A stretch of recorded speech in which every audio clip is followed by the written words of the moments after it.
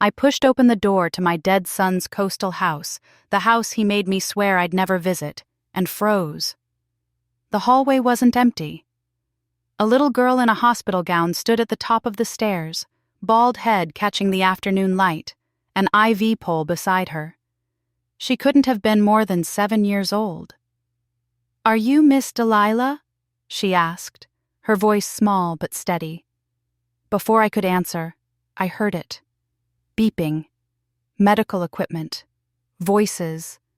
The unmistakable sounds of a hospital coming from deeper in the house. My hands shook as I gripped the doorframe. This wasn't an empty house. This wasn't a bachelor pad or a secret family. This was something I couldn't begin to understand. "Terrence said you'd come eventually," the little girl said, smiling. "He said his mama was the strongest woman he knew." My son had been dead for 3 weeks, but somehow he'd been expecting me. Before we continue, please drop a comment if you've ever experienced something like this.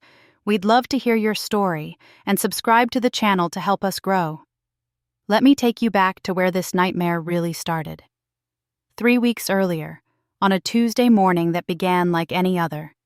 I was in my garden behind my little house in Baltimore, pulling weeds and talking to my tomatoes like I always did, when my phone rang. It was a number I didn't recognize, but something in my spirit told me to answer. "Is this Delilah Washington?" the woman asked. "Yes, this is she." "Ma'am, I'm calling from Providence Regional Hospital in Oregon. I'm very sorry to inform you that your son, Terrence Washington, was involved in a fatal car accident early this morning. He didn't survive." The phone slipped from my hand into the dirt. My knees gave out right there between the tomato plants and the marigolds. Terrence, my baby boy, my only child, gone. I'm 63 years old. I buried my husband 8 years ago. I've survived poverty, racism, a heart attack, and more heartbreak than most people see in 2 lifetimes. But nothing, and I mean nothing, prepared me for burying my child. The next few days were a blur. My pastor, Reverend Clark, helped me book a flight to Portland. My best friend Yolanda from church packed my bags and drove me to the airport. The whole congregation at Rising Star Baptist took up a collection to help with expenses. That's what we do in the Black community. We show up. We hold each other up when the world tries to knock us down. But here's where things got strange. When I arrived in Portland, there was a lawyer waiting for me at baggage claim, a white man in an expensive suit holding a sign with my name on it. He introduced himself as Howard Brennan, Terrence's attorney. "Mrs. Washington, I'm so deeply sorry for your loss," he said, shaking my hand. "Your son was an extraordinary man.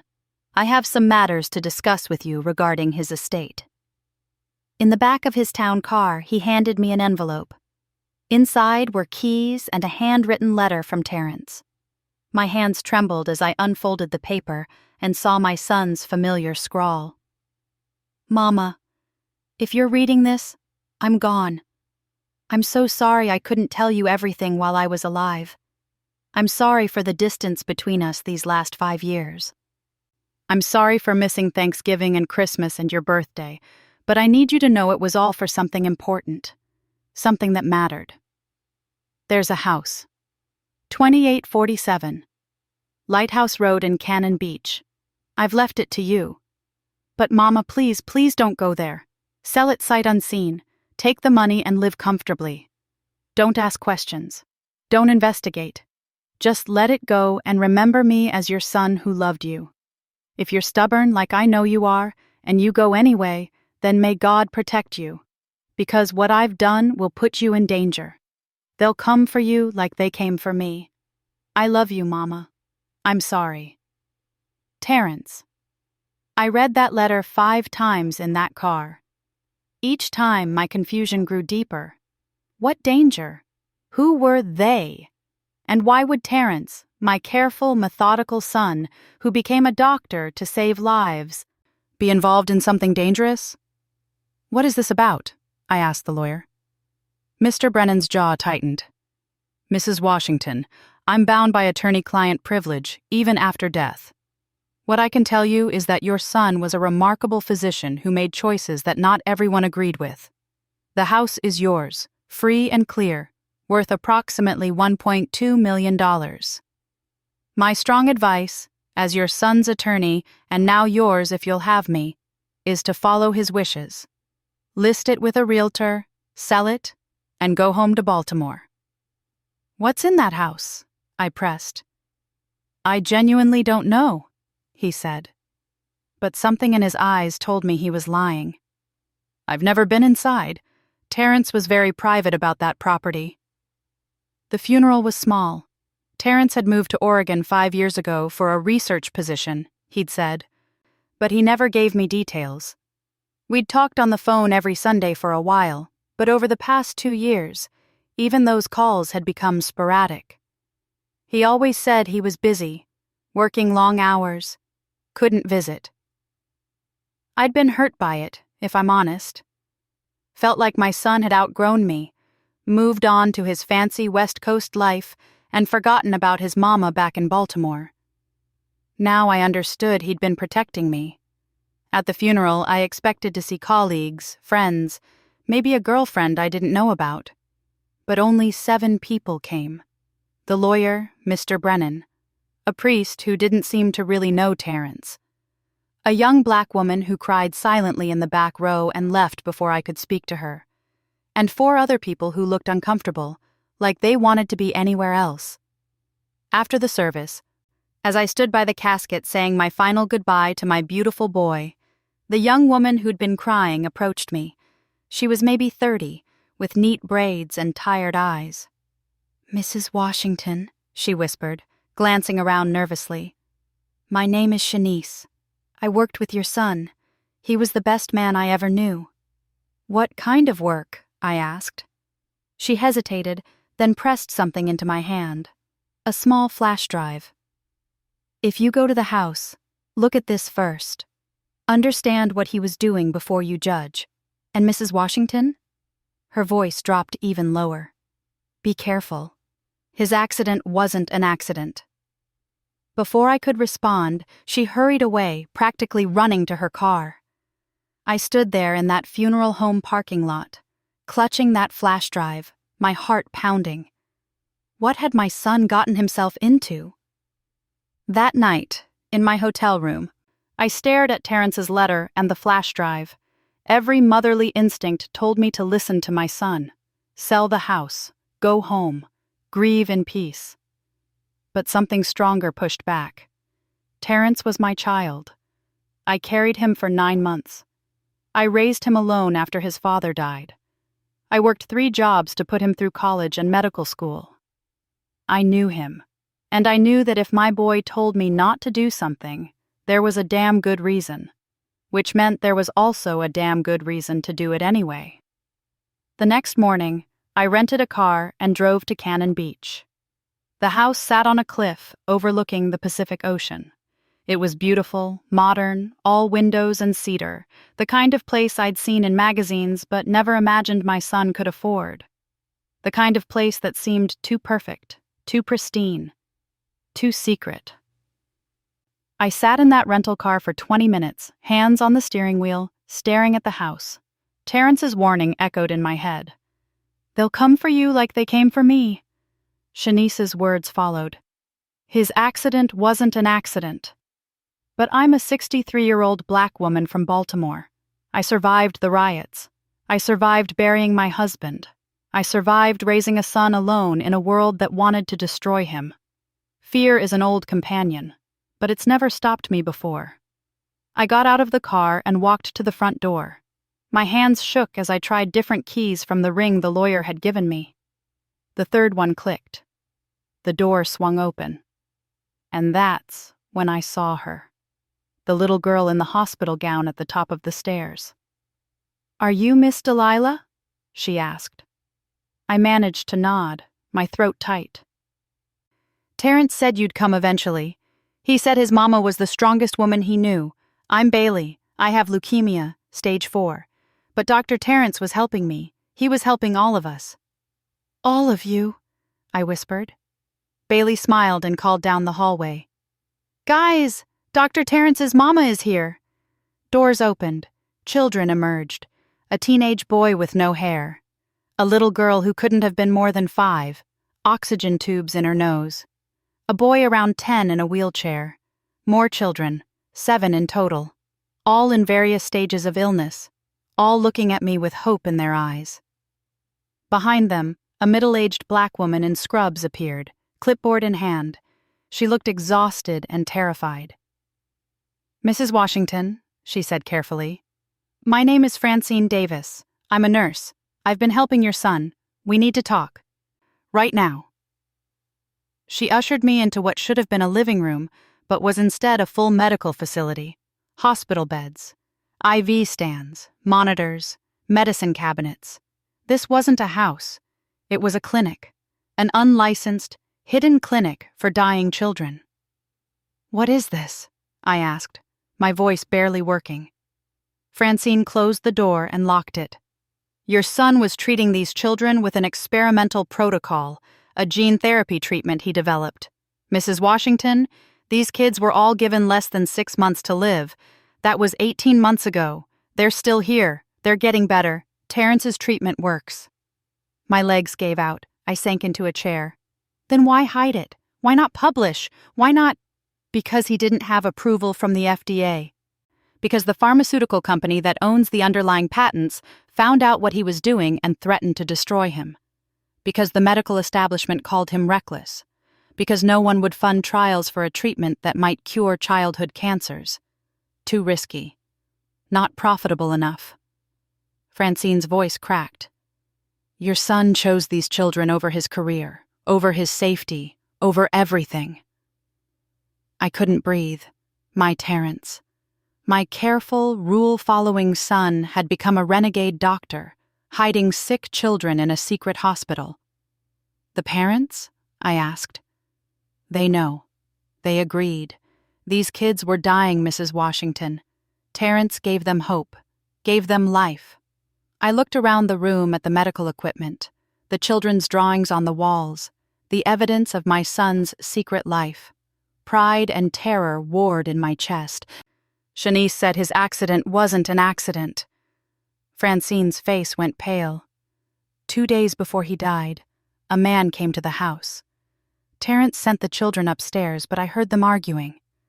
The man said if Terrence didn't shut down the clinic and hand over all his research, there would be consequences. Terrence refused. 3 days later, he was dead. Single car accident, they said. Lost control on a curve. But you don't believe that. Mrs. Washington, your son was the most careful driver I ever met. And that curve, he drove it every day for 5 years. A chill ran down my spine. Who was the man? Before Francine could answer, a loud knock shook the front door. No, not a knock. A pounding. Aggressive. Demanding. "Mrs. Washington," a man's voice shouted. "This is Agent Harold Morrison with the FDA. We have a warrant to inspect this property. Open the door." Francine grabbed my arm, her grip desperate. "Please. If they shut us down now, these children will die. The hospital won't accept them back. The insurance companies cut them off. Terrence was their only hope. You're their only hope now." The pounding grew louder. "Mrs. Washington, open this door or we'll break it down." I looked at the children huddled in the hallway, fear written across their small faces.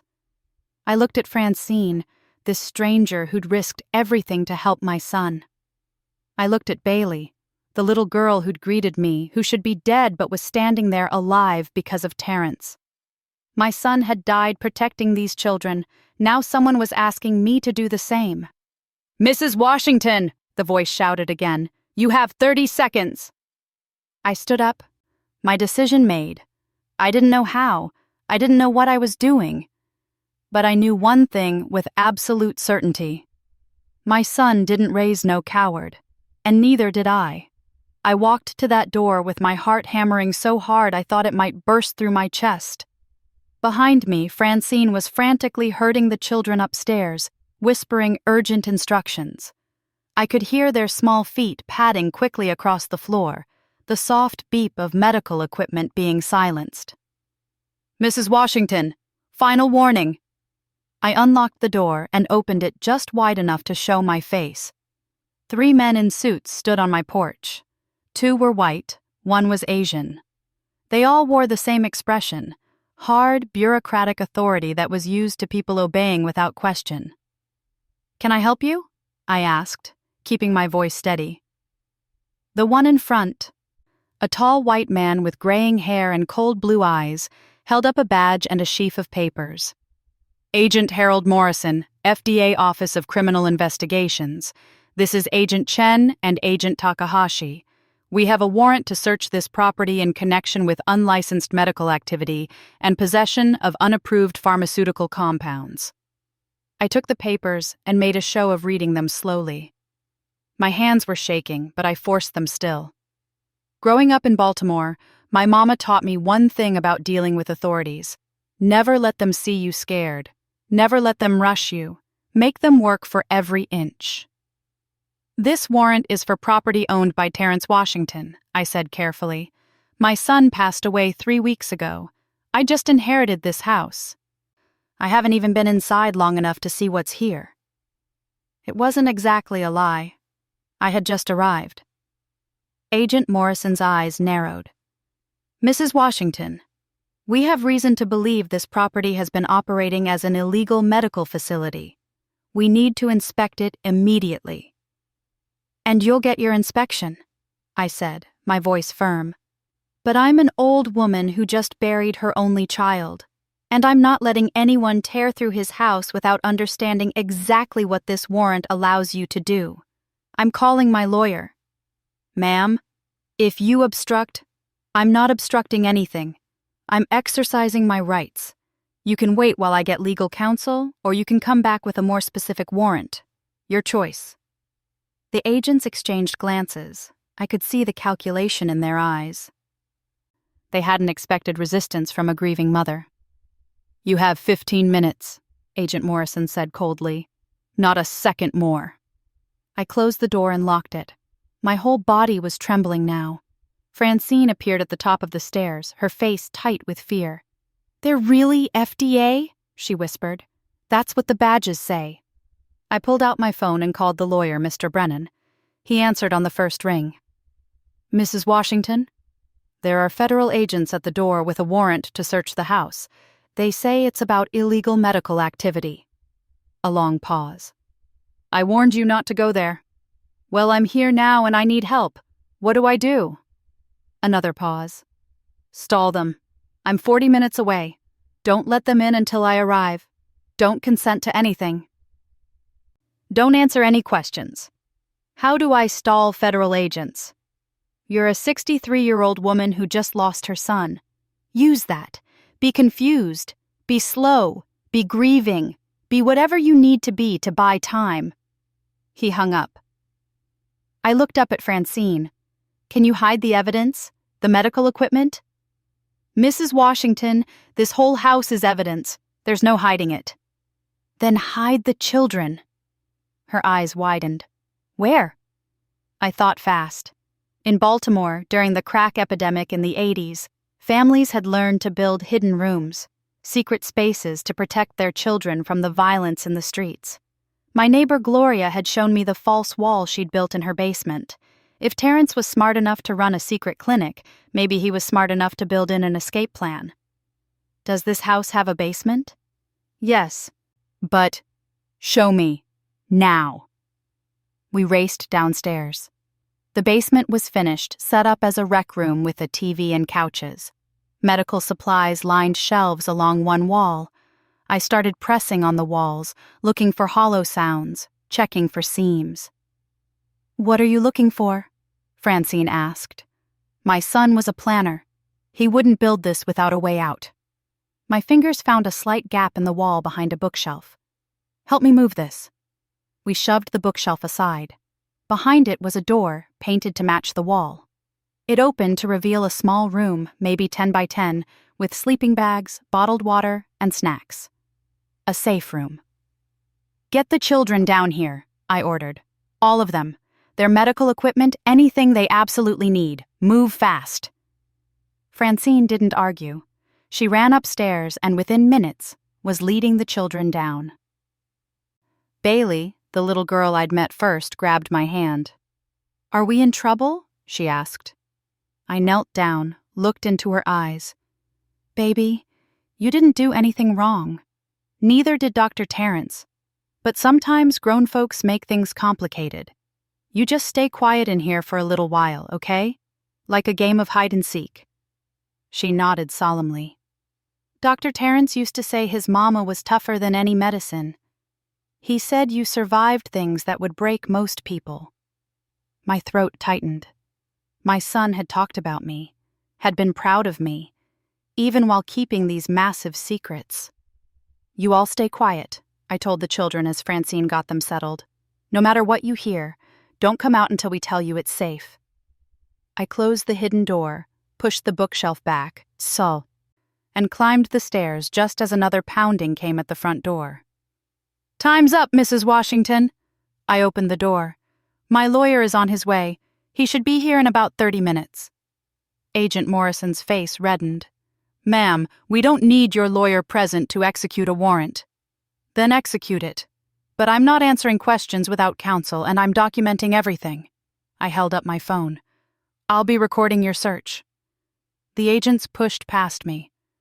For the next 30 minutes, I followed them through the house, filming as they tore through my son's belongings. They found the medical equipment upstairs. They found medications. They found patient records that Terrence had meticulously kept, though he'd used code names instead of real identities. "This is exactly what we suspected," Agent Morrison said, holding up a vial of clear liquid. "Unapproved gene therapy compounds. Do you know how many laws your son was breaking?"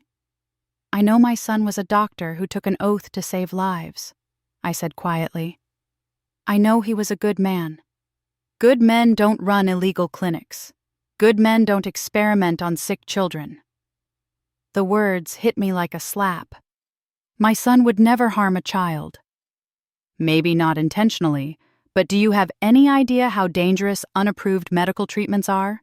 Your son was playing God, and people who play God usually end up killing someone." Mr. Brennan arrived before I could respond. He swept into the house like a hurricane in a three-piece suit, immediately putting himself between me and the agents. "Howard Brennan, representing Mrs. Washington and the estate of Dr. Terrence Washington. Gentlemen, I need to see that warrant." While the lawyer examined the paperwork, Agent Morrison turned to me. "Mrs. Washington, where are the patients?" My blood ran cold. "Patients? We have testimony that your son was treating multiple patients here, specifically children with terminal illnesses. Where are they?" "I don't know what you're talking about. I just got here today." Agent Morrison stepped closer, his voice dropping low. "Mrs. Washington, if you're harboring these children, you're committing a federal crime, obstruction of justice, conspiracy. You could go to prison." "Agent Morrison," Mr. Brennan interjected sharply, "my client has answered your question. She arrived today. She's been here less than 3 hours. Now, unless you have evidence to the contrary, I suggest you complete your search and leave this grieving woman alone." The agents spent another hour searching. They took the medical equipment, the medications, the files. They photographed everything. But they didn't find the hidden room. They didn't find the children. When they finally left, Agent Morrison handed me a business card. "Mrs. Washington, we'll be in touch, and if I were you, I'd think very carefully about your next steps. Your son's work has drawn attention from powerful people who don't appreciate complications." It sounded less like a warning and more like a threat. After they left, Francine and I stood in the ransacked living room, both of us shaking. "They'll be back," she said. "I know." "What are we going to do?" I didn't have an answer. Not yet. But I knew we couldn't keep the children hidden forever. They needed medicine, monitoring, care. And somewhere out there, someone had killed my son to stop this work. That night, after Francine helped me get the children settled in actual bedrooms upstairs, I finally plugged in the flash drive that Shanice had given me at the funeral.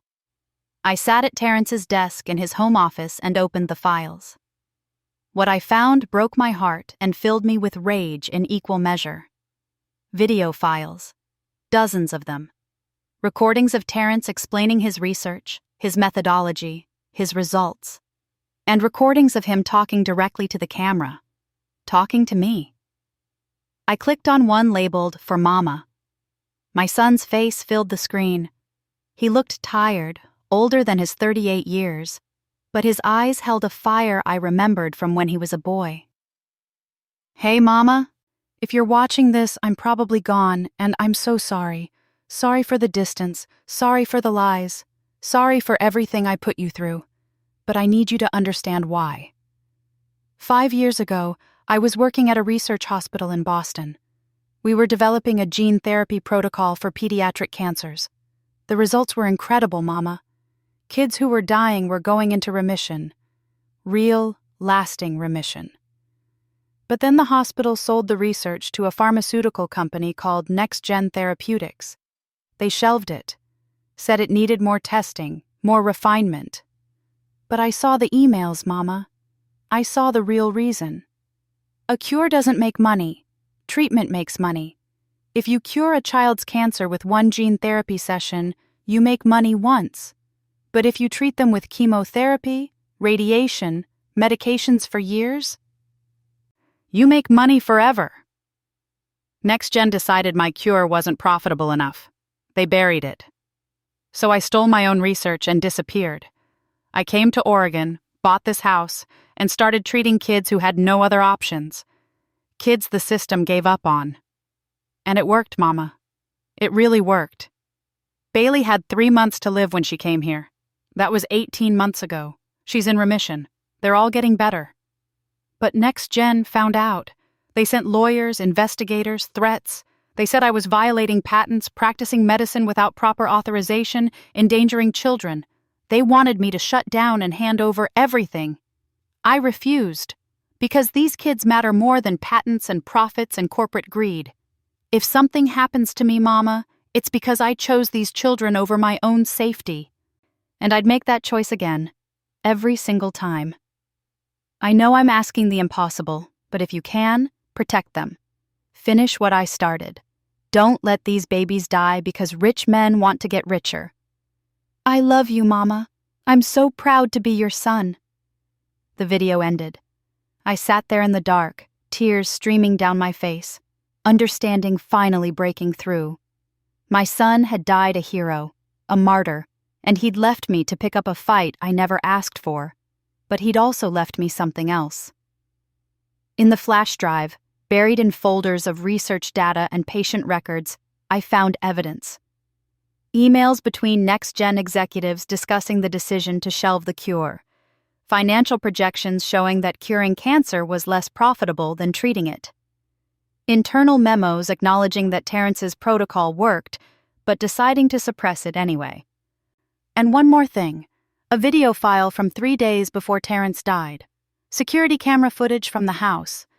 It showed a man in a suit confronting Terrence in the driveway. The same man, Agent Morrison, from today's raid. The FDA agent. But in the video, the man wasn't showing a badge. He was making threats, and he was leaving in a black SUV with corporate plates registered to Next Gen Therapeutics. The FDA agent was working for the pharmaceutical company. My hands shook as I ejected the flash drive. This wasn't just about an illegal clinic. This was about corporate murder, government corruption, and a conspiracy to suppress a life-saving treatment. I heard footsteps and turned to find Bailey standing in the doorway, clutching a stuffed rabbit. "Miss Delilah? I can't sleep." "I'm scared." I held out my arms and she climbed into my lap, this dying child who shouldn't be alive, this baby my son had saved. "It's okay, sweetheart," I whispered, holding her tight. "I promise you it's going to be okay." But as I held her, my phone buzzed. A text from an unknown number. "Your son should have walked away. Now you will too, or you'll join him. You have 48 hours to close the clinic and surrender all research. After that, accidents happen, even to old women." Below the text was a photo. Me, standing in my garden in Baltimore, taken through my kitchen window. They'd been watching me. Before Terrence died. They knew everything. Bailey pulled back and looked at me with those wise, sad eyes that children with cancer develop too young. Dr. Terrence said sometimes doing the right thing means being brave when you're really scared, she said. Are you scared, Miss Delilah? I was terrified. But I was also the daughter of a woman who'd marched with King, the mother of a son who'd sacrificed everything for these children, the granddaughter of people who'd survived slavery and Jim Crow and every attempt to break their spirits. I kissed Bailey's forehead and whispered, Baby, I'm scared to death, but scared never stopped a Washington woman yet. My phone buzzed again. This time it was Mr. Brennan. Mrs. Washington, we need to meet immediately. I've learned something about your son's death. Something the police are covering up. Come to my office first thing tomorrow. And Mrs. Washington, trust no one. I looked at the sleeping child in my arms. The hidden room full of dying children my son had saved, the evidence of conspiracy on the flash drive in my hand. 48 hours. That's all they'd given me. It was about to be the longest 2 days of my life. I didn't sleep that night. How could I? Every sound made me jump. Every shadow seemed like a threat. I kept checking on the children, watching them sleep peacefully in their beds, hooked up to IVs and monitors, unaware that powerful people wanted them dead just to protect a profit margin. Bailey slept in Terrence's room with me, curled up like she belonged there. Maybe she did. Maybe all these children did. At 5 a.m., my phone rang. It was Yolanda, my best friend from Baltimore. Dee, you okay? I had a feeling. You know I get my feelings. Yolanda had been my friend for 40 years. She knew me better than anyone alive, and she was right. She did get feelings. Her grandmother had been a root woman, and Yolanda had inherited the gift. I'm in trouble, Yo, I whispered, stepping out into the hallway. Bad trouble. Tell me. So I did. I told her everything. The children, the clinic, the conspiracy, the threats. When I finished, there was a long silence. You need to bring this to the light, Dee. Roaches scatter when you turn on the light. These corporate folks are counting on you being scared and quiet, but you're not quiet. You're a Washington woman, and we don't die quiet. She was right. Hiding wouldn't save us. Only exposure would. I love you, Yo. Love you too. And Dee, the whole church is praying for you. Reverend Clark told everybody last Sunday. You got a whole army of prayer warriors behind you. After we hung up, I sat there thinking. Then I made a decision. I opened my laptop and started writing. I wrote down everything. Terrence's story, the children's stories, the conspiracy, the threats, all of it. And then I sent it to every news outlet I could find. Local news, national news, the New York Times, the Washington Post, CNN, MSNBC. I sent it everywhere. If they were going to kill me, the whole world would know why. At 7 a.m., I drove to Mr. Brennan's office, leaving Francine with the children and strict instructions to run if anyone came to the house. The lawyer's office was in downtown Portland, all glass and steel. He met me at the door, looking like he hadn't slept either. Mrs. Washington, thank you for coming. We don't have much time. He led me to a conference room and closed the door. I've been investigating your son's death. The police report says mechanical failure, but I had an independent investigator examine the wreckage. The brake lines were cut, professionally. Your son was murdered. I'd known it in my gut, but hearing it confirmed made my blood run cold. Do you have proof? Yes, photos, expert testimony, enough to reopen the investigation. He pulled out a folder. But there's more. I've been tracking next-gen therapeutics activities. That agent who came to your house yesterday, Harold Morrison, he's not really FDA. I mean, he is, but he's on NextGen's payroll. They have people throughout the regulatory agencies. That's how they suppress competing treatments. They use government authority to shut down anyone who threatens their profits. So, what do? We go public. I've contacted a journalist at the Oregonian. She's done exposés on pharmaceutical corruption before. If we give her this story... His phone rang. He looked at the screen and his face went pale. It's my office line. I told my secretary to only call if it was an emergency. He answered. Yes? His expression darkened. I understand. Thank you. He hung up and looked at me. There's a protest outside your house. Parents of the children you're hiding. NextGen contacted them, told them you were holding their kids hostage in dangerous conditions. The police are on the way. My stomach dropped. That's a lie. Those parents know.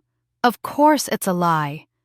But it gives the police grounds to enter and search the property. They'll find the children, document the unlicensed medical equipment, and arrest you for child endangerment. And NextGen will make sure every news outlet covers it. They're going to destroy you before we can expose them. I stood up. Then we move faster. Where's this journalist? She can meet us in an hour. Call her now. Tell her to meet us at the house. If there are parents and police there, then there are cameras. We'll give them a story they can't ignore. Mr. Brennan stared at me. Mrs. Washington, if you go back there now, you'll be arrested. Then I'll tell my story from a jail cell. But those children are not going to be used as props in NextGen's cover-up. Not while I'm breathing. We raced back to Cannon Beach. As we approached the house, I saw the crowd, news vans, police cars, and standing in front, about 15 people holding signs. Where are our children? Unlicensed clinic endangers kids. Shut down the House of Horrors. But something was wrong.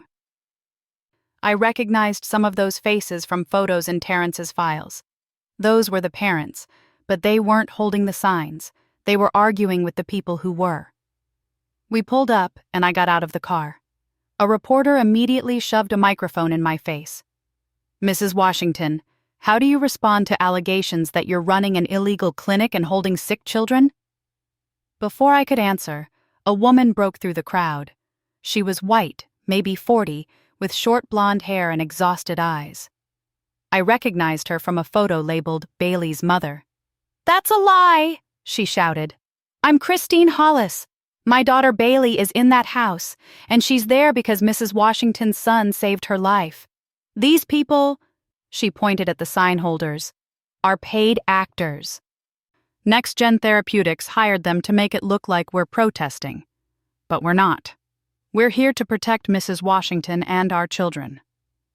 Another parent stepped forward, a black man in his 30s. I'm Jerome Patterson. My son Marcus has been in Dr. Washington's care for 14 months.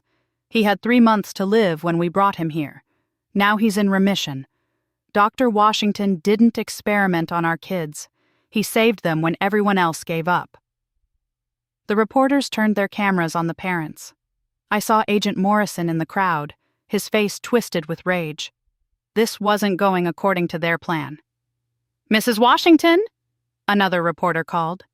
Is it true you're harboring children in an unlicensed medical facility? I stepped forward, looked directly into the cameras, and told the truth. My name is Delilah Washington. 3 weeks ago, I buried my only son, Dr. Terrence Washington. He was a brilliant physician who developed a gene therapy treatment that cures childhood cancers.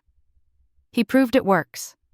He has 18 months of documented success. But a pharmaceutical company called NextGen Therapeutics suppressed his research because curing cancer isn't as profitable as treating it forever. When my son refused to hand over his work and close his clinic, they murdered him. They cut his brake lines and staged an accident. And now they're trying to silence me and kill these children to cover up their crimes. The crowd went silent. Every camera was on me. I have evidence, I continued, holding up the flash drive. Emails, financial documents, video footage, all proving that NextGen has been systematically suppressing cancer cures to protect their profits. And I have proof that federal agents on their payroll have been harassing us and threatening us. Agent Morrison pushed through the crowd. Mrs. Washington, you're under arrest for what? Mr. Brennan stepped forward. For telling the truth? For exposing corporate murder? Go ahead, Agent. Arrest a 63-year-old woman on national television for trying to save dying children. I'm sure that'll look great. A new voice cut through the tension. Mrs. Washington, I'm Detective Angela Rodriguez, Portland PD. I've been investigating your son's death independently. I saw your email this morning. I'd like to see that evidence. I looked at this woman, this Latina detective who appeared like an angel. You believe me? Ma'am, I'm a cop. I know when a case smells wrong. Your son's death stank from day one. Show me what you have. Right there, on the lawn, surrounded by cameras and reporters, I played the videos from the flash drive. Terrence explaining his research, the emails from next-gen executives, the security footage showing Agent Morrison threatening Terrence 3 days before his death. When the last video finished, Detective Rodriguez turned to Morrison. Sir, I'm going to need you to come with me for questioning. I'm a federal agent. You're a person of interest in a murder investigation. Let's go, now. As police led Morrison away, the crowd erupted. Parents rushed forward, hugging me, thanking me. Reporters shouted questions. More police arrived. It was chaos. But then I heard it. Sirens, ambulances, and I saw them, black SUVs pulling up fast. Men in suits emerged, flanked by actual federal agents with real badges. The lead man was tall, white, probably 60, with silver hair and cold eyes. He walked straight to me. Mrs. Washington, I'm Gerald Forrester, CEO of Next Gen Therapeutics. We need to talk. I have nothing to say to you. Then listen, you've made a very serious mistake. Those children in your house are being treated with an unapproved, dangerous therapy. For their safety, we're taking them into custody. We have emergency court orders. He held up papers, legal documents giving Next Gen temporary custody of the children for medical evaluation. My heart stopped. You can't. We can. We've already contacted Child Protective Services. Those children will be remanded to our care within the hour. The parents started shouting. Christine Hollis grabbed my arm. They'll kill them. As soon as they have them, they'll discontinue treatment and let them die. Then they'll claim Terrence's therapy was what killed them. Jerome Patterson stepped in front of Forrester. My son is not going anywhere with you. Mr. Patterson, you signed away your parental rights when you enrolled your son in an unlicensed clinical trial. Legally, you have no standing. It was a trap. A legal trap. Terrence had made the parents sign waivers to protect them from liability. Now NextGen was using those same waivers to claim the parents had abandoned their rights. I looked at Mr. Brennan. Can they do this? His face was grim. Without a judge to counter the order, yes. And it's Sunday. No courts are open until tomorrow. Then we go to a judge's house, wake them up, do something. Mrs. Washington, Forrester said smoothly. Be reasonable, Baroness. We're offering you a deal. Hand over your son's research, surrender the children for proper medical evaluation, and we'll drop all charges against you. You can go home to Baltimore and live peacefully. This doesn't have to destroy your life, too. I looked at this man, this monster in a $3,000 suit who valued money over children's lives. And I remembered something my mother used to say. Baby, sometimes you gotta make folks see you, really see you. I turned to the cameras. Is this still live? Are people watching this? A reporter nodded. Yes, ma'am. We're broadcasting nationwide. I looked directly into the camera lens. My name is Delilah Washington. I'm a 63-year-old black woman from Baltimore. I worked as a nurse's aide for 40 years. I raised my son alone after my husband died. I'm nobody special. But my son was. He was a hero. And these children. I gestured to the house. They're miracles, real, living proof that cancer can be cured. Next Gen Therapeutics killed my son to hide that truth. Now they want to kill these children too. They're counting on people not caring, on folks staying quiet, on nobody standing up to rich, powerful men who think money matters more than babies' lives. I'm not nobody's hero, but I'm somebody's mama. And I'm standing up, right here, right now. If Next Gen wants these children, they'll have to go through me. And I hope every single person watching this, every parent, every grandparent, every person who's ever loved a child, asks themselves, what would I do? Would I stay quiet? Would I walk away? Or would I fight? The camera stayed on me. Nobody moved. The silence stretched. Then Christine Hollis stepped beside me. I'm standing with Mrs. Washington. Jerome Patterson joined us. Me too. One by one, all the parents formed a line in front of the house, a human wall between Next Gen and the children. Then something incredible happened. A car pulled up. A black woman in her 50s got out. I saw the news. I'm a nurse. I'm here to help. Another car. An elderly white man. My granddaughter died of leukemia. If there's a cure, I'm not letting you bury it. I'm staying. More cars, more people. Within 15 minutes, over 100 people had formed a wall around the house. Strangers. People who'd been watching the news and drove to Cannon Beach to stand with us. Forrester's face went red. You're all trespassing. Officer, arrest these people. But the police didn't move. Detective Rodriguez stepped forward. Sir, these people have a right to peaceful protest. And as for those children, I'm not removing them until a family court judge reviews this case properly. Tomorrow morning, we'll sort this out legally. I have a court order from a judge I'm going to call right now to verify, because something about this smells like corporate influence, and I don't take orders from CEOs. I take orders from the law. Forrester and his people had no choice. They left. The black SUVs drove away. But I knew this wasn't over. It was just beginning. That night, the house was full of people. The parents stayed. The volunteers stayed. Someone ordered pizza. The church ladies from Rising Star Baptist in Baltimore started calling, organizing a prayer chain. Reverend Clark got on social media, and within hours, #Cannon Beach Children was trending nationwide. By Monday morning, the story had exploded. Every major news network picked it up. Medical ethicists debated it. Politicians made statements. And most importantly, other parents started coming forward. Parents whose children had died from cancers that maybe, just maybe, could have been cured if Next Gen hadn't buried the research. The hearing was Tuesday morning. Judge Patricia Huang presided. She was a Chinese-American woman in her 60s with sharp eyes and no patience for nonsense. Next Gen brought a team of lawyers. We had Mr. Brennan and the truth. They argued the children were in danger, receiving unapproved treatments, being experimented on by unlicensed practitioners. We showed them medical records, before and after scans, 18 months of documented remissions. We brought in the children themselves, healthy and alive when they should be dead. Bailey testified, 7 years old, bald from chemo, but bright-eyed and clear-voiced. Dr. Terrence saved my life, she told the judge. The regular hospital said I would die.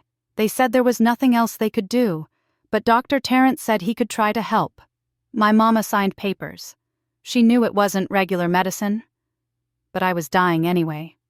What did we have to lose? Now I'm not dying. I'm getting better. And Miss Delilah, she pointed at me. She's taking care of all of us just like Dr. Terrence did. She's not mean. She's not dangerous. She's just trying to help us live. When Bailey finished, there wasn't a dry eye in that courtroom. Judge Huang looked at Next Gen's lawyers. You're telling me that these children, who are in remission from terminal cancers, are in danger. What exactly is endangering them? The treatment that's working? The lead lawyer, a white man named Harrison, cleared his throat. Your Honor, the therapy is unproven, unapproved, and potentially dangerous long-term. But your company developed the underlying technology, correct? Dr. Washington built on research that Next Gen owned? Yes, but... And Next Gen chose not to pursue FDA approval for this application because it wasn't financially viable? Harrison hesitated. The research needed more refinement. I've read the emails, counselor. Emails that are now evidence in a federal investigation. Your company didn't think the research needed refinement. You thought it needed to be buried. Because curing cancer is less profitable than treating it. Judge Huang's voice dropped to ice. I've been a judge for 27 years. I've seen a lot of corporate cruelty. But trying to kill children to protect your profit margin? That's a new low. She banged her gavel.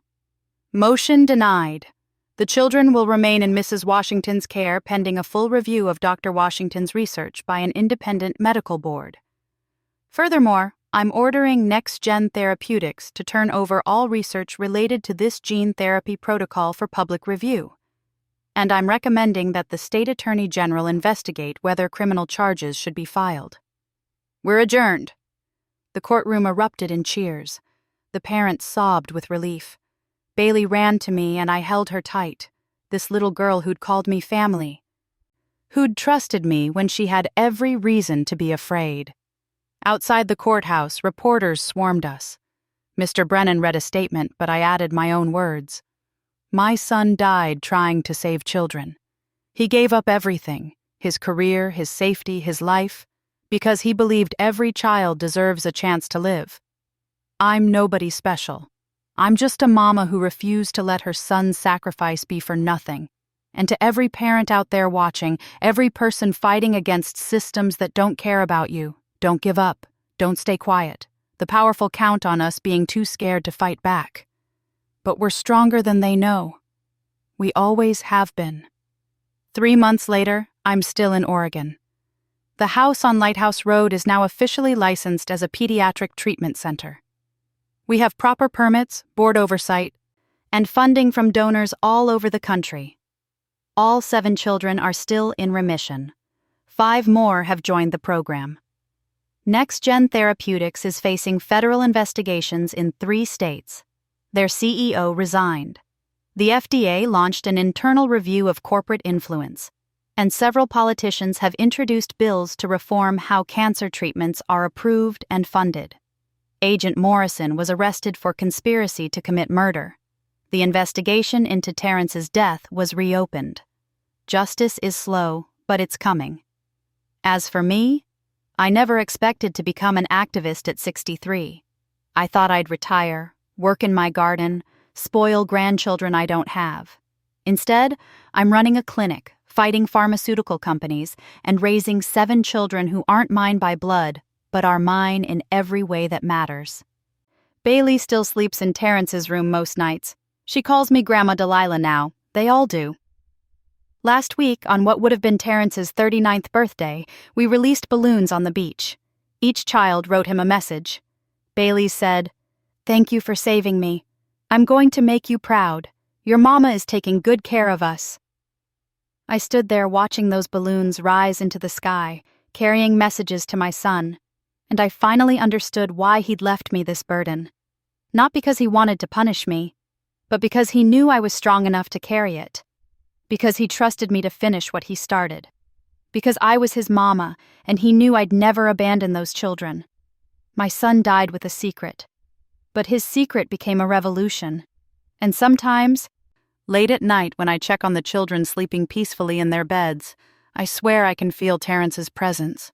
Proud, grateful, at peace. I'm nobody special. Just a 63-year-old black woman from Baltimore who refused to stay quiet. But maybe that's enough. Maybe that's exactly what the world needs. Ordinary people who stand up when it matters. Mamas who fight for babies who aren't even theirs. Regular folks who look at injustice and say, "Not on my watch. The fight isn't over." Next-Gen has resources we can't match. There will be more battles, more threats, more long nights wondering if I made the right choice. But every morning I wake up to Bailey's smile, to 7 children who are alive because my son refused to accept that profit matters more than people, to the knowledge that sometimes one person really can change the world. Terrence used to tell me I was stronger than I knew. He was right. We all are. We just have to be brave enough to find out. That's all for today's story. If this touched your heart, please subscribe and share your own experiences below. We're all in this together.